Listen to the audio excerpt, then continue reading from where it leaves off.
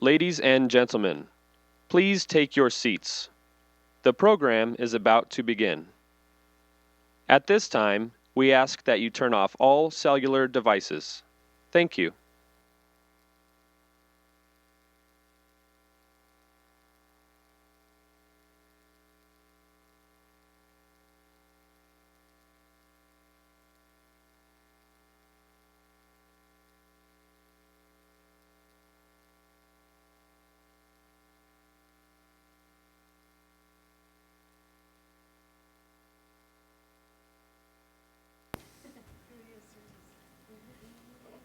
Good evening. Thanks for bearing the rain and the coronavirus and joining us tonight. We really appreciate it. For those of you who I've not yet met, my name is Melissa Giller. I'm the Chief Marketing Officer for the Ronald Reagan Presidential Foundation and Institute. Before we get started, in honor of our men and women in uniform who defend our freedom around the world, if I could ask for you to please stand and join me in the Pledge of Allegiance. I pledge allegiance to the flag of the United States of America and to the republic for which it stands, one nation, under God, indivisible, with liberty and justice for all. Thank you.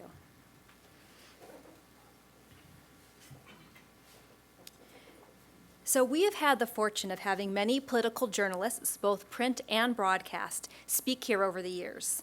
But the one we have with us tonight has covered 6 U.S. presidents, beginning with President Reagan. And speaking of President Reagan, we were first introduced to Ken back in 2002 when he and a handful of other experts came out to the Reagan Library to share stories about President Reagan and our Air Force One, tail number 27,000. Stories we then used to make our visitors' experience in our Air Force One pavilion that much more rich. Since then, he's come 2 other times to discuss and sign copies of his books, Prisoners of the White House in 2013, and Ultimate Insiders, White House Photographers and How They Shape History in 2017.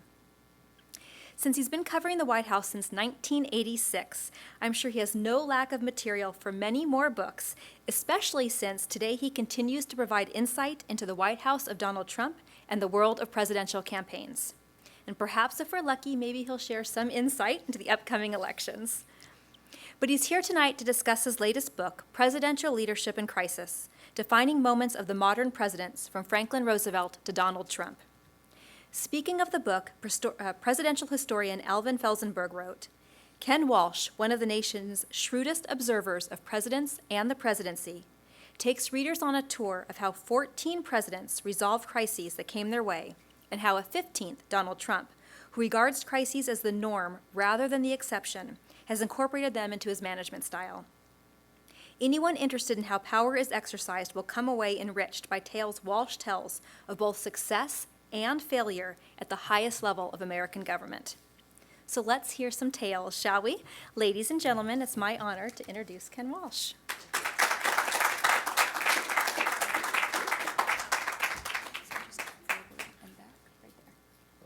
Great. Well, thank you all for coming. I'm going to be talking about some challenging times that presidents have faced. So we had some challenging times getting here tonight, including me. So I was just in San Francisco, where my daughter lives, and I did some programs up there for the book. And one thing is being canceled after another, so as you all know. But I could also report that all the Lyft drivers, the fellows who are out there making money from what we used to think is a taxi service, are starting to get the surgical masks now. And it's hard to hear them and understand what they're saying. But all I've heard is that they don't help you. So it's just sort of a precaution they're taking, but I'm glad they're doing it. But in any case, I want to thank Melissa for having me, and thank you all for coming under these extraordinary circumstances. When you're a White House correspondent, I've been one for more than 30 years, and I've covered 6 presidents. You're always looking for different ways to see the presidents and to get insights into them, and to find out what they're like as people, their personalities, their character, their policies, their agenda, and so on. And I found a number of ways to do that through my books. One is I wrote a book about Air Force One. As Melissa said, I came out here and helped in putting together the exhibit, at least in some small way. Nancy Reagan was nice enough to write me a note about that. to see what the presidents were like on Air Force One. I did a book about presidents as celebrities. We're in such a celebrity culture, how presidents behave in our celebrity culture and how they participate in popular culture and a number of other things. So it also occurred to me, since I've covered the White House for so long, every president that I've covered and every modern president has had to deal with a major crisis of some kind. Maybe this wasn't so true earlier in our history when we didn't have mass media and mass communications and we're a world power, but now we are. All those things are true, and so presidents always have to deal with some kind of a crisis.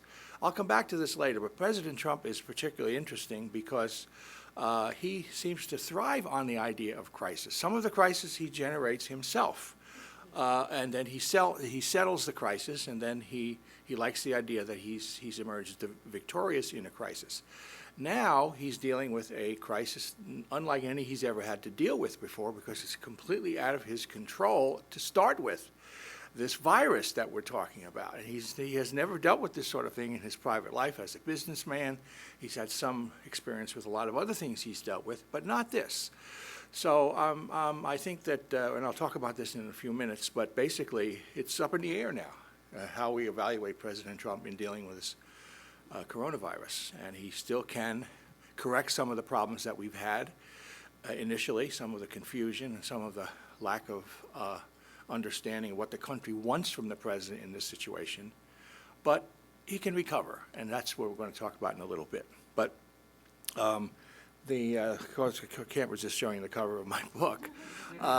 But we can't go in much detail on all the presidents now, but I just want to give you a sense of some of the things that I discovered in looking at this whole concept of presidents in crisis as defining moments for these different presidencies. And I did come up with a series of standards that I developed as sort of a historian in my own right in how presidents deal with crisis. And basically, I think what the public wants and what historians expect from presidents in crisis is, first of all, taking action.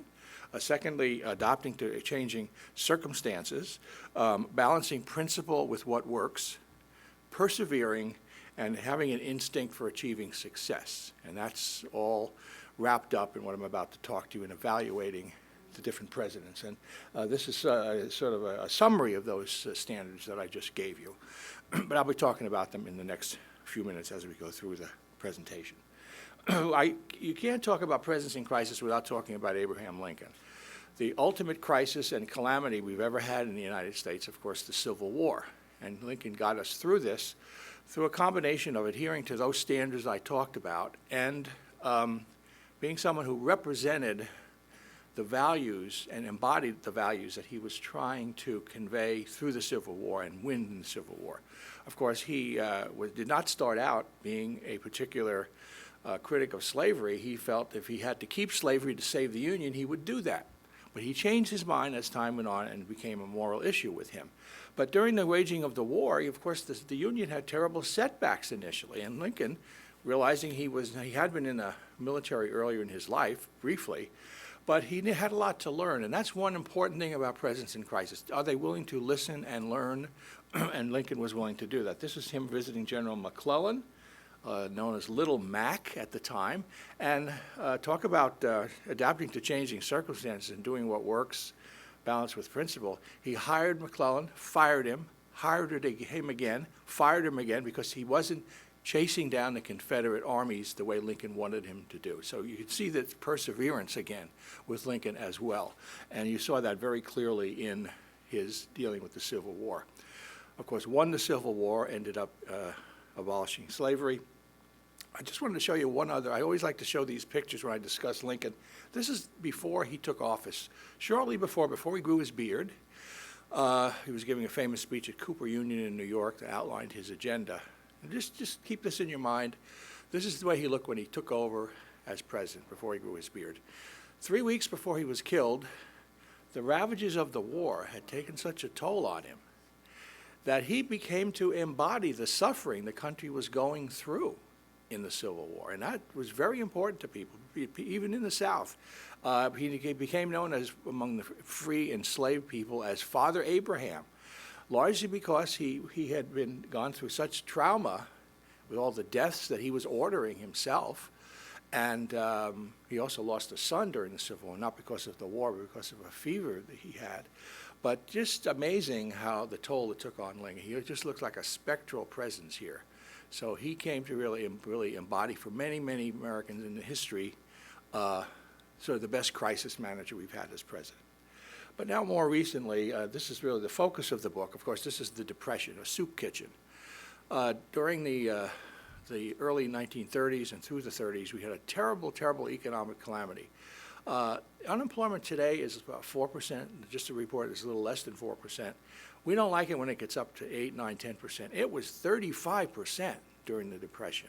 You know, 1 out of every 3 people looking for work, basically men at the time, that's the way the culture was, couldn't find it, so they had to go to soup kitchens. And this is an evocative picture of what they had to go through. This was considered a humiliation to ask for charity, to ask for help. People felt it was their fault that they couldn't find work, and so people were tremendously upset by the whole circumstance. I have a couple of images here, but I wanted to get to this one of people lined up to just get a cup of coffee and donuts. And this is actually dressed pretty well. They'd get all dressed up to do this, even though they had no work. But what was happening is people were clamoring for some help. They were just so desperate.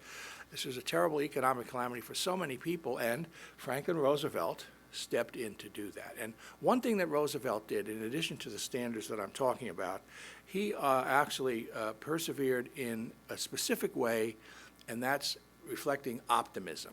That was what he's known for, and every president since Roosevelt has adopted this technique, including President Reagan, by the way, who admired President Roosevelt all his life.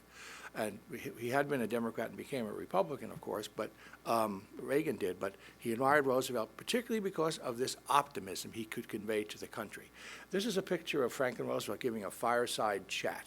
This is what he did. He used the media of his time, radio, which basically every American could have access to, either with their own radio or neighbors or whatever. And he scheduled what he called fireside chats, talking directly to the country about the Depression, about the problems we were having, what he was doing. This is a particular example of him talking about the banks. And he had a very clever way of doing what he was doing, having the federal government act in to improve the economy. Instead of talking about shutting down banks or making sure banks were solvent by terminating their operations, he called it a bank holiday. It's quite a pretty clever term. So a much lighter and sort of a non-threatening idea.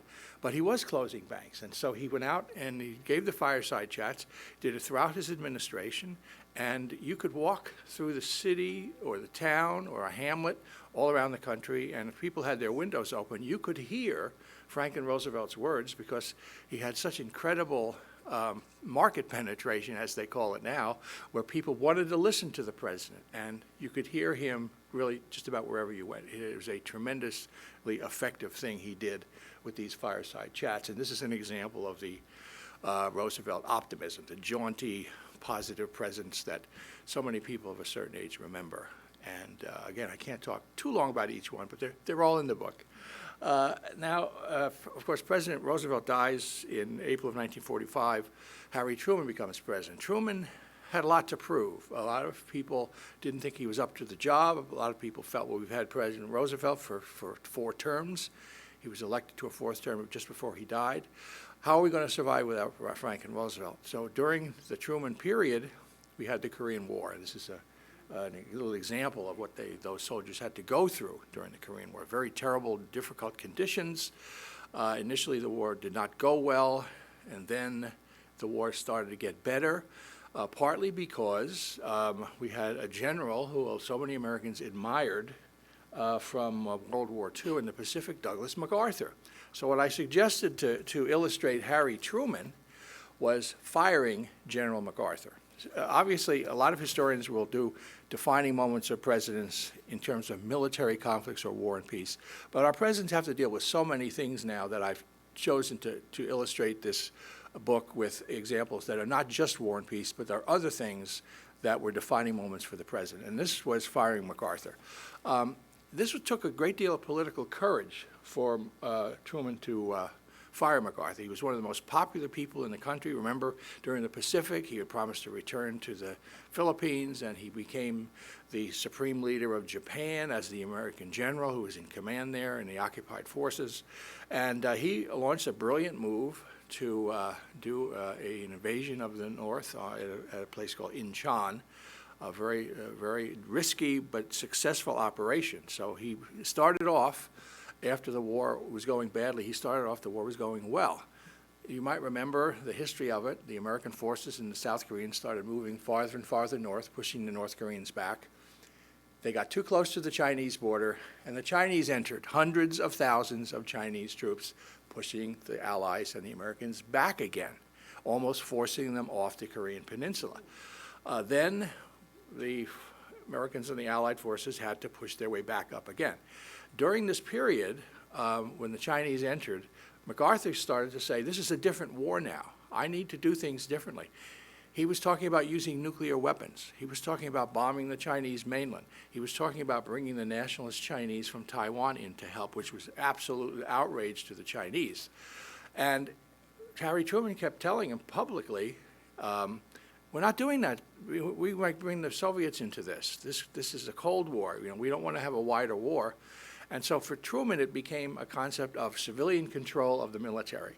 Is he going to let this very popular general run the war the way he wanted, or is the president, who's supposed to be our commander-in-chief, going to run the war? So Truman went and met MacArthur on Wake Island in the Pacific to get a sense of really what the general was up to. The meeting went okay. They didn't really get along very well. But then MacArthur started to make these very aggressive, bellicose comments again, and Truman fired him. And it caused a huge firestorm. Now, historians basically feel that it was the right thing to do. He was defending the constitutional principle of civilian control of the military. It was very unpopular at the time. It cost Truman a lot of support, but he always defended it. And now, in revisionist history, people who write the history books feel it was the right thing to do. But at the time, it was a tremendous gamble for Truman. But this is an example of a sort of a political, military-related defining moment that I think this president did, in the retrospective, do very well in dealing with it. President Eisenhower, again, we have to go sort of rapidly here because I want to be respectful of your time. President Eisenhower is generally considered not only a popular president, but a successful one. He's had 2 terms. A lot of Americans felt we wanted to return to normalcy, and Eisenhower delivered that. He initially got along pretty well with the Soviet leader Nikita Khrushchev, but he was still worried, of course, during the Cold War about what the Soviets were up to, so he authorized the U-2 flights. These were spy planes over the Soviet Union. These planes flew at tremendously high altitudes beyond the Soviet technology of being able to shoot them down until the Soviets improved their technology, and then he authorized several of these spy flights before an international conference, which in 1960, which he thought was going to be the capstone of his presidency and cause a thaw in the Cold War. He was going to be with Khrushchev, the leaders of Germany, France, the UK, and so on in Paris. But he launched the spy mission about 3 weeks before this international conference was supposed to happen, and wouldn't you know it, the Soviets shot that one down. So it was a tremendous blow to the prestige of the Americans. It looked like we were the warmongers and all this sort of thing. And initially, President Eisenhower authorized a lie about it. He said it wasn't a spy flight, it was a weather mission. And he made a bad judgment here, and he admitted later it was the worst mistake of his presidency and set both sides back in the Cold War. But his feeling from his advisors that he got was that the U-2 planes could not survive an attack, first of all, because they were rather fragile. And secondly, the pilot would not survive at the tremendous altitude, being shot down and landing down on the ground. And the pilot also had a poison needle to inject himself with, so he would kill himself. Well, the Soviets not only found the debris, they captured the pilot, Francis Gary Powers. And Khrushchev showed the debris in very well-publicized demonstrations and exhibits in Moscow and said not only are the Americans the warmongers, flying over our country, the Soviet Union, but Eisenhower is a liar. And it was a tremendous blow because Eisenhower prided himself on being an honest politician. And so it really did hurt his reputation. And the Soviets actually played the public relations of it, much better than Americans thought they would, because they canceled the Paris meeting, but Khrushchev went initially and said he demanded that Eisenhower call off any future U-2 missions, and Eisenhower didn't want to seem like he was being bullied. So he sort of waffled on that. So it was a real public relations mess for the United States. So this is a case where a defining moment did not go well for an American president, even though, by and large, the Eisenhower years were considered a success. Now, here's President Kennedy with Khrushchev. Of course, Khrushchev is still in office. President Kennedy is elected in 1960, takes office in 61. Shortly, only a few weeks after he takes office, we have the Bay of Pigs invasion, where American forces supported Cuban exiles trying to retake Cuba from Fidel Castro. It was an utter failure. A lot of people in the exile community felt that we didn't give them air support, we didn't do what we were going to do. Kennedy actually adopted the plans that the Eisenhower administration had come up with for the invasion, but it didn't work. So it was a tremendous setback. So he goes ahead and meets with Khrushchev, and in combination with the Bay of Pigs and this meeting in Vienna, Khrushchev concludes that Kennedy is weak and callow and inexperienced, and he can get the better of him. So what happens? We have one of the most dramatic and dangerous moments in the Cold War, which was the Cuban Missile Crisis, pitting President Kennedy against Fidel Castro and Nikita Khrushchev. You see how close Cuba is to Florida. The Soviets were installing offensive missiles that could have reached much of the United States mainland and wiped out millions and millions of Americans. So President Kennedy felt we had reconnaissance, the U-2 again, getting pictures of the sites. He felt we couldn't let this go. So you might have seen 13 Days and a lot of the recreations of this that have been done on television and the movies. Some of them are very good, by the way, including the movie 13 Days. So he goes through many, many arguments within his administration on what to do, invading Cuba, bombing Cuba, one thing after another. So he comes up with, in an announcement to the country, a quarantine. He calls it a quarantine rather than a blockade. Again, the language is important. A blockade is considered an act of war. Calling it a quarantine, it was a blockade, softened the impression of it for the world community. So Kennedy gives the speech, and a lot of people, I was just a boy then, but you can see just as a little illustration how riveted everybody was with this. There's people in a department store, in their television section, watching President Kennedy on TV. It got tremendous coverage when he decided to blockade Cuba. And it was very dangerous because we didn't know how the Soviets were going to respond, one thing after another. A couple of things that Kennedy demonstrated here in his own crisis management, not only perseverance, learning from experience, that notion of him changing with circumstances when he felt that there were openings for a peaceful resolution of this, and he took them rather than keep pushing Khrushchev into a corner. So he's learning from experience. Also, he had learned from the Cuban Missile Crisis, for the Cuban Missile Crisis, he had learned from the Bay of Pigs that some of his military advisors, including Curtis LeMay, remember Curtis LeMay, a general who was very warlike in many fundamental ways, that the military was pushing him toward the confrontation he didn't want to have. So he didn't listen to his generals as much as he had earlier, and this was actually, I think most historians would agree, a good thing for him to do because he didn't want to be pushed into being so bellicose. So anyway, the confrontation ends, and Kennedy gets a lot of credit for this, for steering us through this confrontation that could have ended up in a terrible nuclear war. Later it was revealed that we had actually traded outmoded missiles in Turkey and a promise not to invade Cuba for the removal of the Soviet missiles. But that wasn't disclosed at the time, so there was some deft communication strategy that went on here as well. And this is sort of my concluding point here. Kennedy, unflappable, the guy who Khrushchev completely misread, talking about failing in his own defining moment, that Kennedy really understood the stakes involved and the risks that were taking, but he pursued, in the end, a very prudent and sensible way of dealing with this, and he's given credit for that in history, in his defining moment. Lyndon Johnson takes over after Kennedy is assassinated. This is a Vietnam War photograph from the Tet Offensive. Remember Tet Offensive in 1968, January?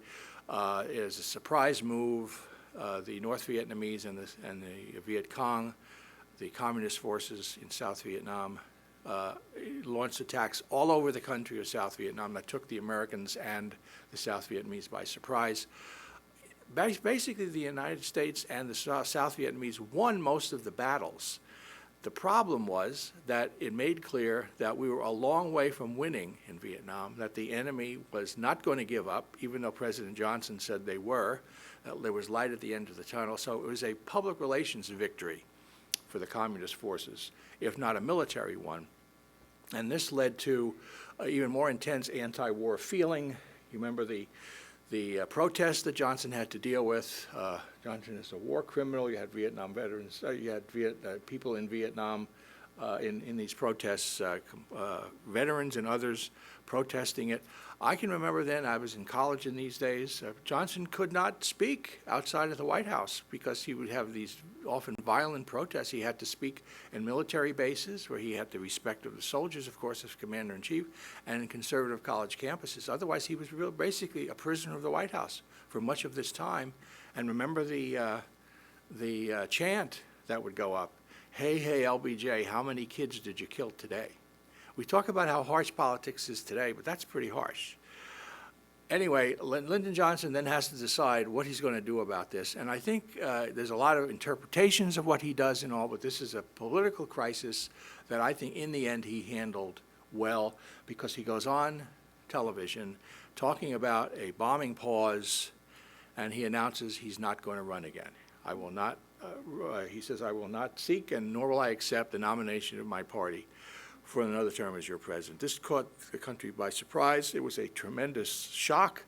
People were stunned that Johnson would do this because he had sought this office all his life and he loved being president. But I think in reconstructing this as one of his defining moments that ended his presidency, he really did the right thing, because even though he knew he was going to face a real struggle being reelected, and he could have been reelected actually, because he still was a very strong figure, and a lot of people had doubts about other people running for president. But he didn't want to polarize the country, and he knew it would rip the country apart. So I think in the end, it was the right thing for him to do. And I think most historians would agree with that these days. Again, moving quickly, President Nixon. Nixon, of course, always wanted to be the tough, firm leader. And when he was faced with the Watergate scandal, which is my issue that I chose to deal with Nixon, he violates virtually all of the standards that I've come up with to look at presidents under crisis conditions. He doesn't adjust to changing circumstances.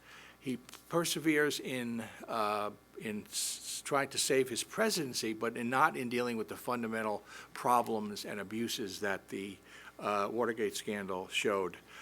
He didn't take action until too late. It goes on and on. So he stonewalls Congress, and as the House is moving to impeach him, he resigns. And so he's not impeached, but you remember those scenes. This is the scene, and you can see the pain in Pat Nixon's face there, his wife, as he's announcing he's leaving the White House, and the famous photograph of Nixon as he gets on the helicopter, just as he flies away to go to California. But I think that this is another case where a president does not do well in a crisis situation. I think that initially, if Nixon had owned up to what happened in the Watergate burglary and not try to cover it all up, he probably could have survived it, because the Democrats were not offering alternatives to what he was doing that the country was going to accept.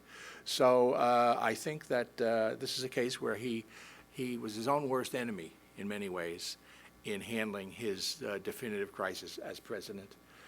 Gerald Ford takes over. He was vice president. He pardons Nixon. That's the case I use for Gerald Ford. Again, we don't have to talk about this a great deal, although I explain it in comprehensive detail in the book. Ford decides that if he does not end the Nixon controversy somehow, he's going to be bedeviled by it for the rest of his presidency.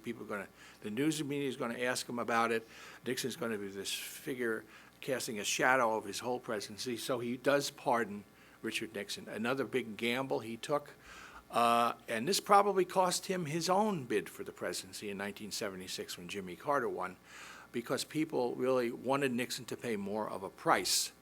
But Ford felt that Nixon had paid a price in terrible humiliation, in leaving office, and in all the findings that were made about the things that went on in that administration. And so he pardoned Nixon. At the time, very unpopular decision, but it took a lot of political courage for him to do this. I think he was sort of exonerated by history by this, and even the Kennedy family, Ted Kennedy, was very, very critical of Ford for pardoning Nixon, later gave Ford a Profile in Courage Award, saying, "I was wrong," Senator Kennedy said, and Ford was right in pardoning Nixon. So there has been a sort of a historic redemption here for Jerry Ford. Now, we remember this. This is Jimmy Carter. This is the Iranian hostage crisis. Iran, we still have Iran in the headlines today. This was a case where the Shah of Iran, or an American ally, left the country. The religious zealots took over and took control of Iran. America was widely despised in Iran for supporting the Shah, who was very brutal, who was guilty of oppressing his people. So one day, when the Shah had left, he wanted to have treatment for some terrible physical problems he was having in the United States. So the question was, were we going to let him in the United States and maybe stir up opposition in Iran that we were supporting this hated figure there? This is after he had been deposed. Carter said, well, okay, I mean, it's probably the humane thing to do, let him have the treatment here, and he was a good ally for the United States for a long time.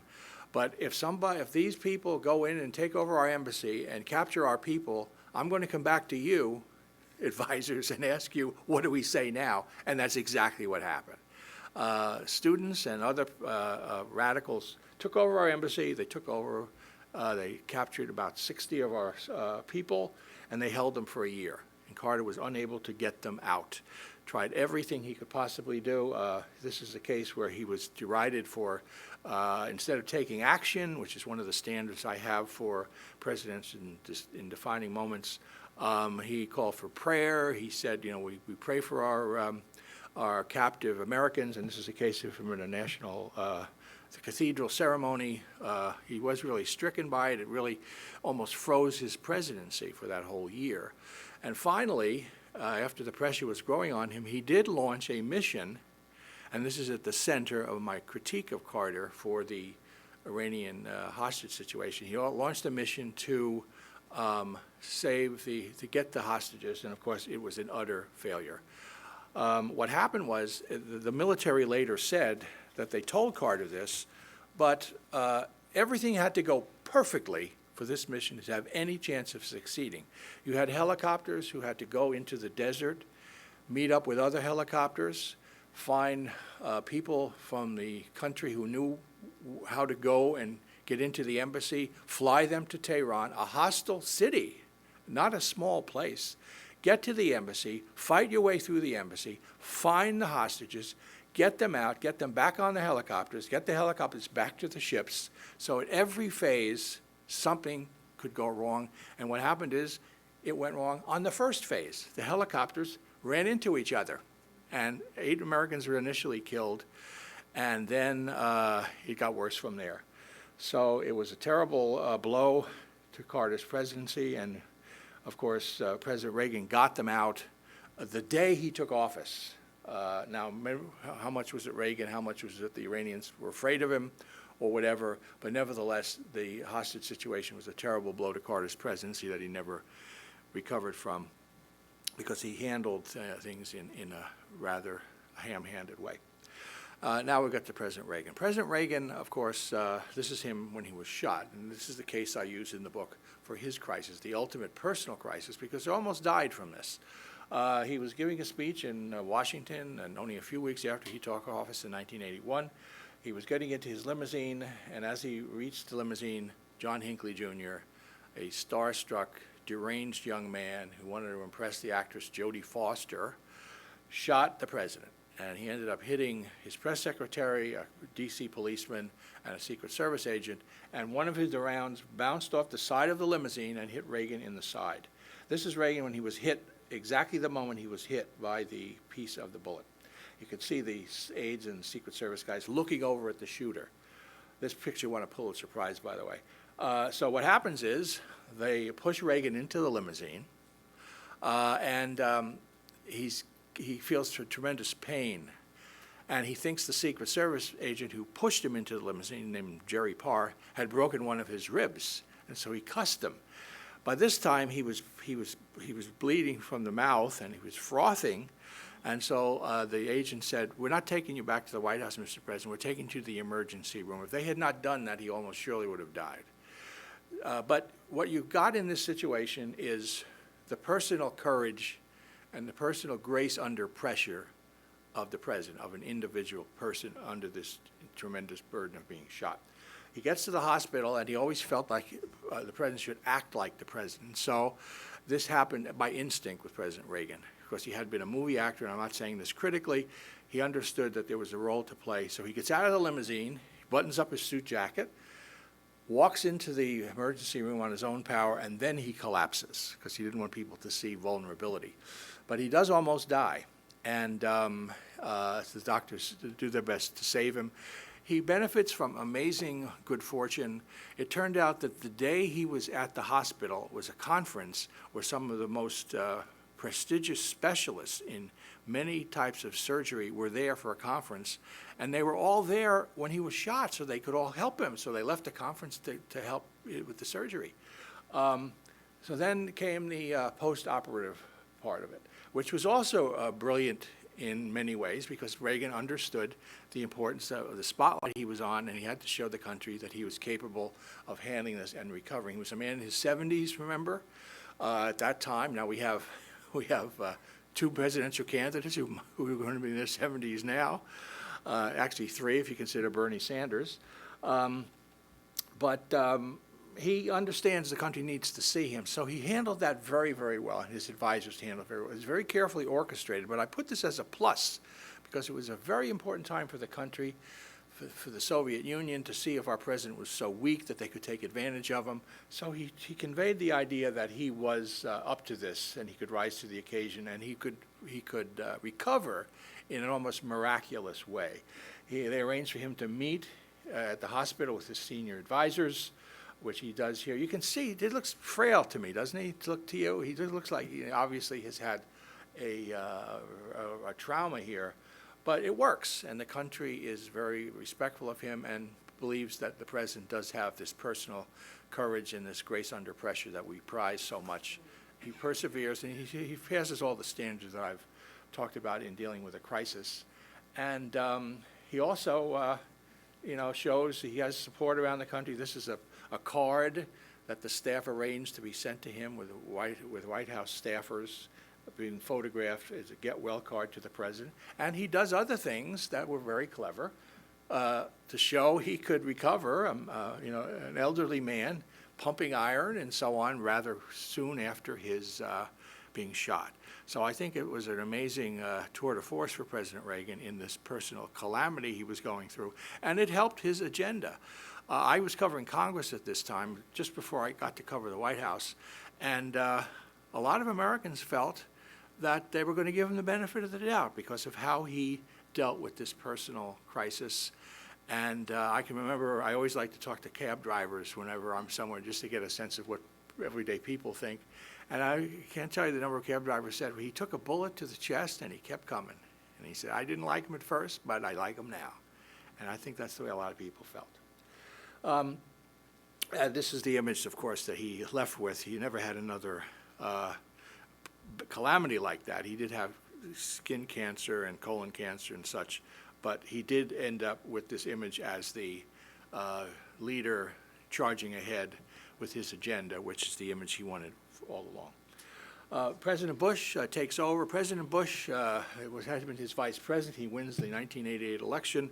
he launches the Persian Gulf War. President Bush was a master at coalition building, and again, if you apply my standards to this, he does live up to all the standards, taking action, combining principle with reality, persevering, and so on. This is him when he visits the troops after he organized this massive international coalition to drive Iraq out of Kuwait, which they had invaded to get their oil for other reasons. And he waved. He could be sort of awkward and so on, but he handled this situation very well. When we finally went to the war, it was a massive success for the Americans and for our allies. And so this is, in all the years I've covered the White House, this is when I saw the White House operate better than I ever seen it before, the National Security Staff and so on, the Persian Gulf War. Now this is, we all know what this is. This is the big crisis for Bill Clinton. The Monica Lewinsky sex and lies scandal. He had an affair with this young intern, lied about it under oath, so he handles it very badly. If he had admitted it, he probably could have been okay, but he did not. He lied about it.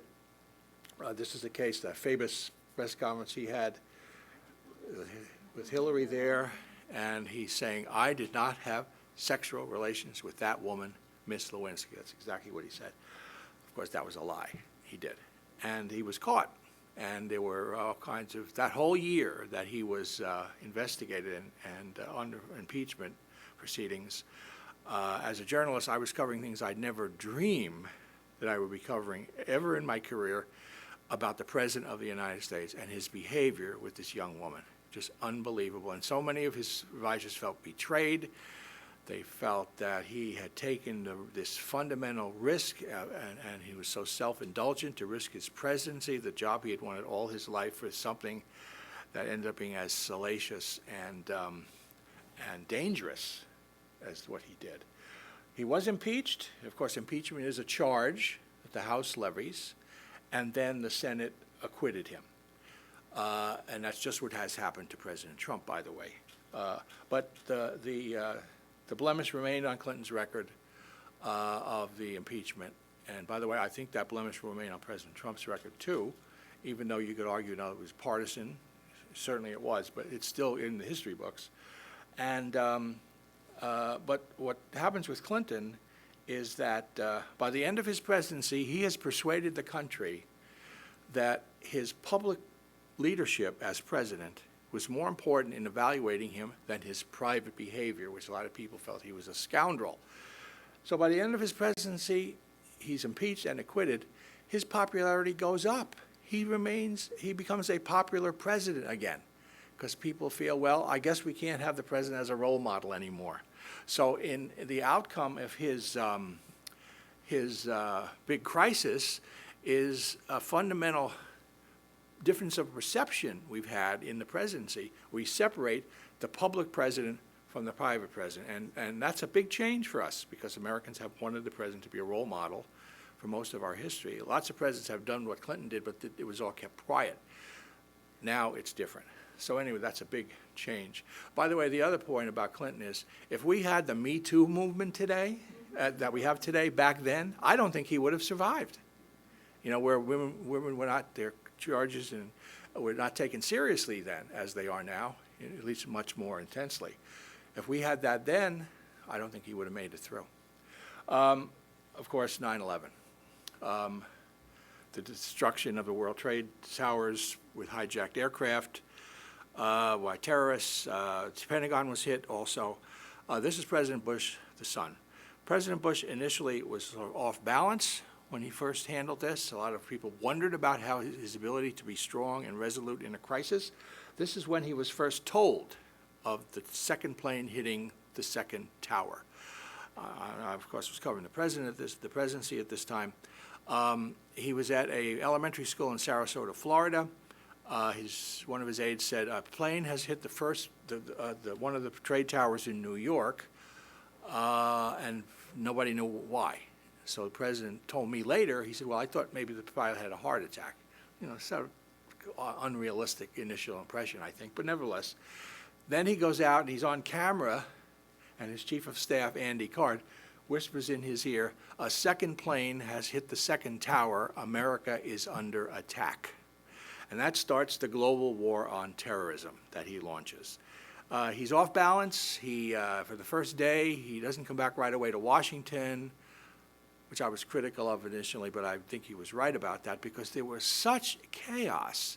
As an example, on Air Force One, the pilot of the plane was so unsure what was happening that he asked a Secret Service agent, who was a friend of his, to stand guard at the cockpit so no one would take over the plane. I always thought that was amazing.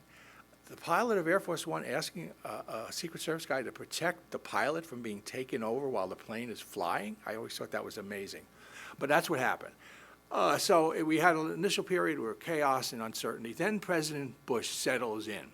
And this was probably the most memorable moment of his presidency. He goes to the site where the World Trade Towers had been, smoldering in the background. He's on a burned-out fire truck.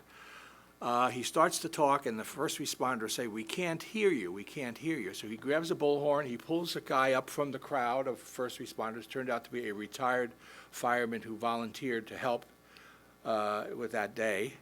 And he says, "I hear you, and the people who knock down these buildings will hear all of us very soon." That's exactly what the country wanted to hear from the president. So he does, I think, pass the initial test of handling 9/11. Now, as time goes on, I think you can reassess how he handled the long-term crisis, the war in Afghanistan, the war in Iraq, occupying the countries, which his father did not do, because he felt there would be too much of an obligation and a burden for the United States and too divisive.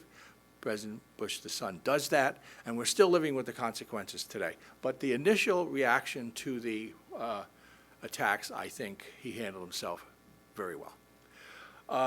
President Obama and the financial crisis when he took over. This is a clever Time magazine cover, so I'm comparing him to Franklin Roosevelt, who had to deal with the Depression, which I talked about a little while ago, and President Obama had to deal with a real financial meltdown. It was a fundamental economic crisis. You remember that era with major banking institutions and lending houses were going under and so on. He had to decide whether it was best to just get it over with as soon as possible and alienate some people who thought he was going too far with the federal government, or he wasn't going far enough in punishing the bankers and so on. And a lot of liberals in the Democratic Party felt he did not go far enough, that he should have punished the bankers. He should have put these people in jail, but he didn't do that. But he does get past the initial meltdown, and the economy does recover, so we have to give him credit for that.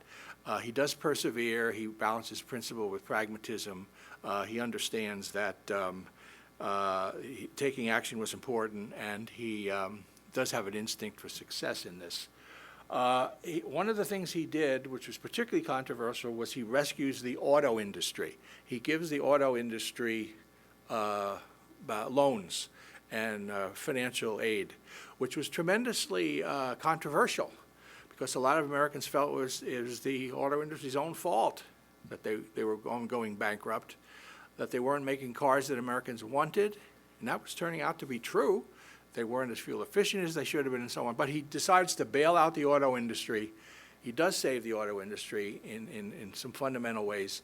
And so I think you have to look on that as a case where he took a very risky and unpopular decision and ran with it. And I think that was probably a good judgment on his part.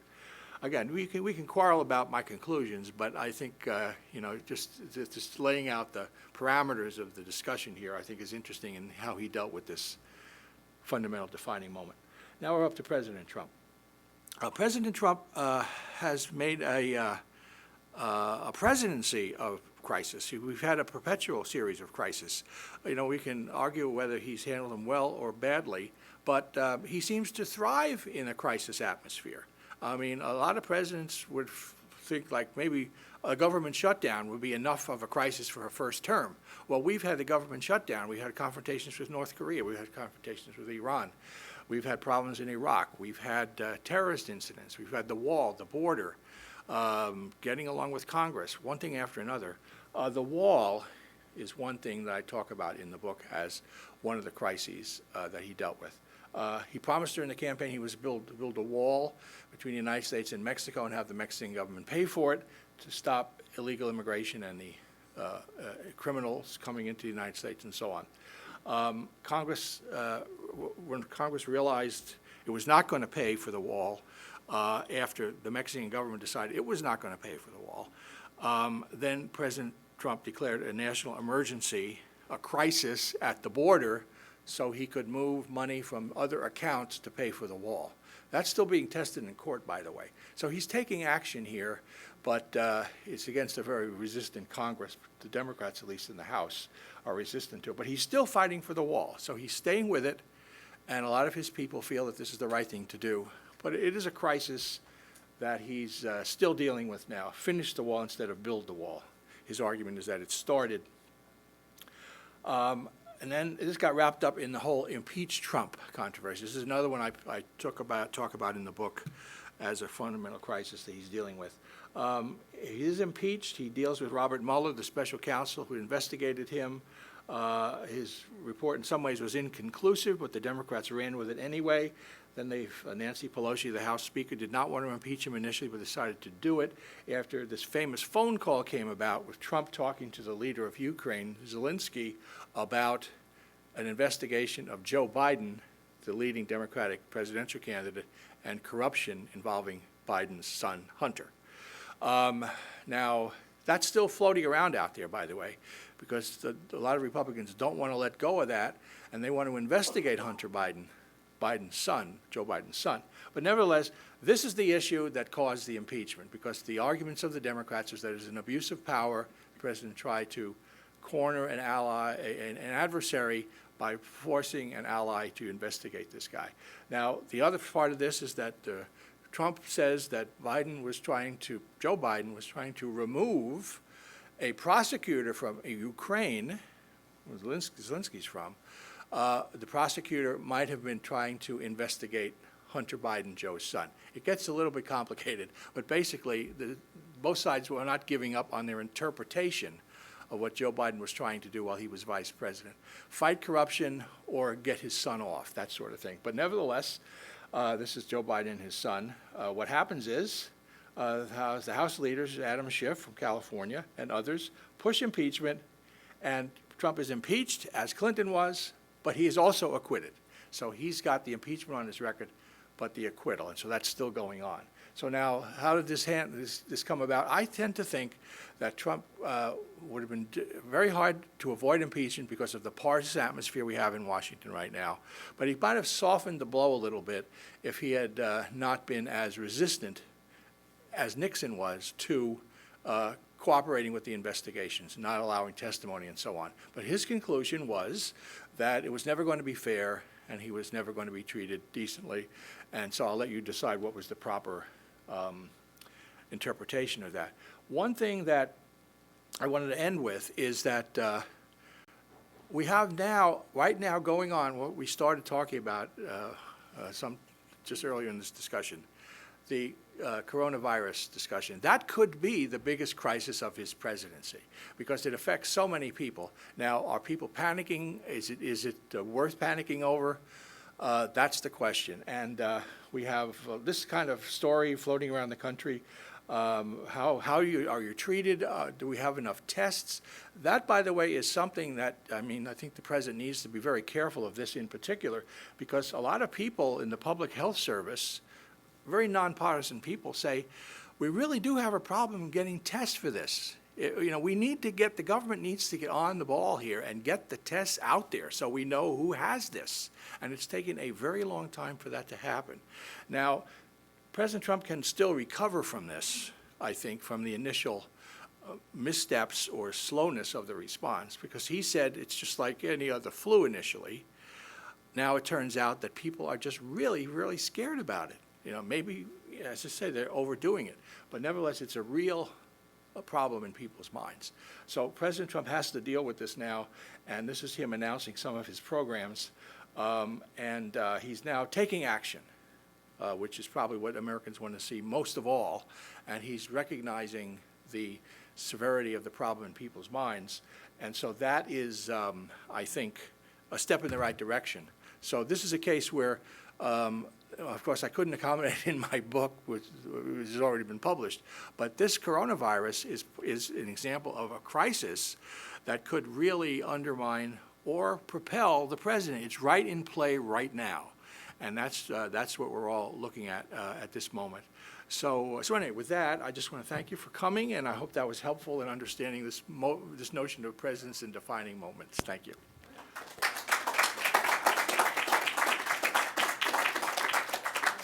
So we have time for just a few questions.